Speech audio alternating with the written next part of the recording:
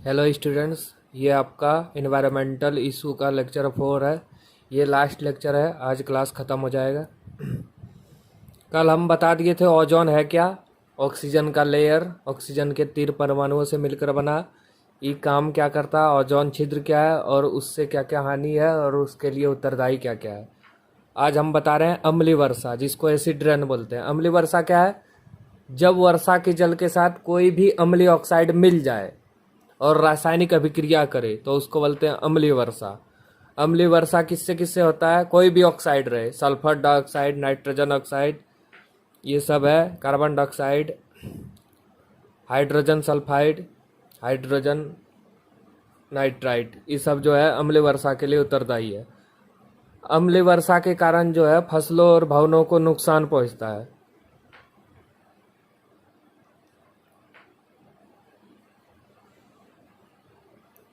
अब है ओजोन अवक्षय को देखते हुए, मतलब ओजोन परत में जो छिद्र पाया गया अंटार्कटिका में सबसे पहले देखा गया, तो उसके चलते 1987 में बहुत सारे देश ने मिलकर मेस्ट्रियल जो कि कनाडा में है, वहाँ एक अंतर्राष्ट्रीय संधि पर हस्ताक्षर किया, जिसको बोलते हैं मेस्ट्रियल प्रोटोकॉल।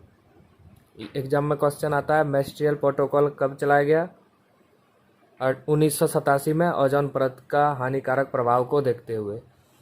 उसके बाद है अमृता देवी बिश्नोई पुरस्कार, 1731 में वन संरक्षण के लिए देना शुरू हुआ। अमृता देवी बिश्नोई पुरस्कार 1731 से शुरू हुआ वन के संरक्षण के लिए।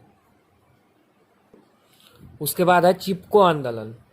अभी हाल ही में 2-4 दिन पहले चिपको आंदोलन के जो जनक है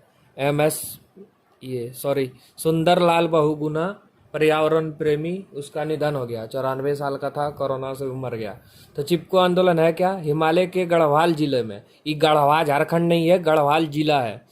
इसमें सुंदरलाल बहुगुणा के नेतृत्व में 1974 में ठेकेदार जो है उस जंगल को जब काटता था, तो उसको बचाने के लिए सुंदरलाल बहुगुणा के नेतृत्व में एक आंदोलन चलाया गया, उसी को बोलते हैं चिपको आंदोलन। एग्जाम में क्वेश्चन आएगा, चिपको आंदोलन का नेतृत्व किसने किया? सुंदरलाल बहुगुणा ने। कब शुरू हुआ ये? 1974 में शुरू हुआ। क्यों किया गया? तो जंगल या वृक्षों को बचाने हेतु या पर्यावरण संरक्षण के हेतु।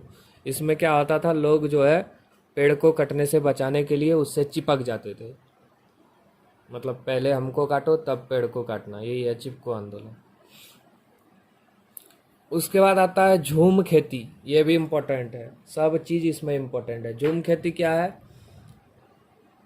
पुराने ज़माने में जो चारावा है, जो अपने पशुओं के साथ एक स्थान से दूसरे स्थान तक जाता है, तो वो क्या करता था, जंगल को काट के और उसका ढेर बना के उसमें आग लगा देता था। उसके बाद उस खेत में खेती किया, 2-4 साल खेती करने के बाद उस स्थान को छोड़ देता था, फिर दूसरे जगह जाता था, पेड़ काट के खेती करता था जला के, तो उसी को बोलते हैं झूम खेती। झूम खेती क्या है? जंगलों में रहने वाले लोग जंगलों को जलाकर उस भूमि पर खेती करते थे, जिसे झूम खेती कहते हैं।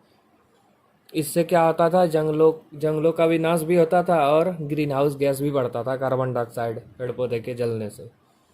और झूम खेती जो है सबसे अधिक भारत के उत्तर पूर्वी राज्य में पहाड़ी क्षेत्र में चलाया गया।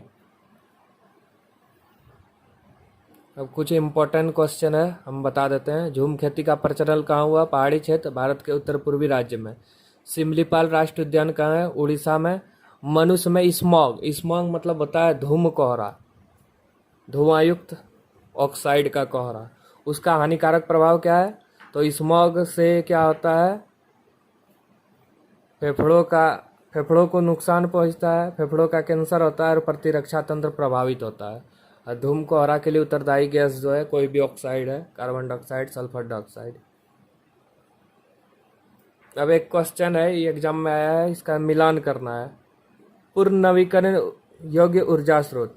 पूर्ण नवीकरण मतलब होता है बार बार जिसका हम लोग प्रयोग कर सकते हैं, तो वो होगा लकड़ी और चारकोल। परम ऊर्जा स्रोत, परम मतलब जो कभी खत्म ना हो, सौर ऊर्जा, हम बताए थे सब पहले क्वेश्चन।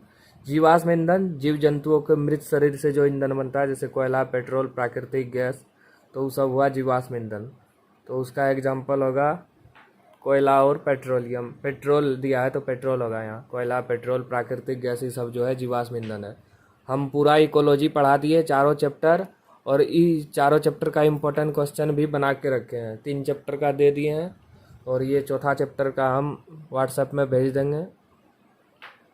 जो जो फी पेड किए हैं उनको मैसेज करें, हम व्हाट्सएप में भेज देंगे।